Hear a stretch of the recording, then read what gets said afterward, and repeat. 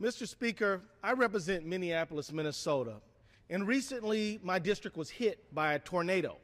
That tornado caused damage to well over 535 houses and took the lives of 2 of my constituents. And I just want to commend all of those people who stepped forward to do the right thing for the people who were victims, whether you were serving meals for people who were put out of their homes, whether you were making games for the children of the dispossessed to be able to have some joy in their lives after such a difficult period, or whether you were an emergency responder, police, fire, emergency medical, or whether you were a member of our local government, I want everyone in my district to know, everyone in the 5th Congressional District to know that I'm so proud of the work that you did. I want folks to know that it is times of crisis like this tornado, in which the best of us comes out.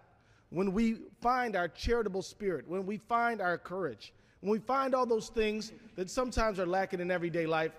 And I want to let you know that on the faces of the children who had a warm place to stay after their own homes were knocked to the ground and trees went through people's roofs, that I want to thank all those first responders, all those public servants, all those volunteers who stepped up and made a very difficult situation just a little bit better for everyone who was involved.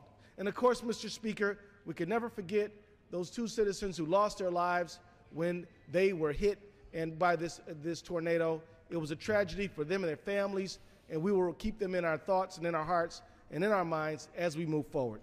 And with that, Mr. Speaker, I yield back.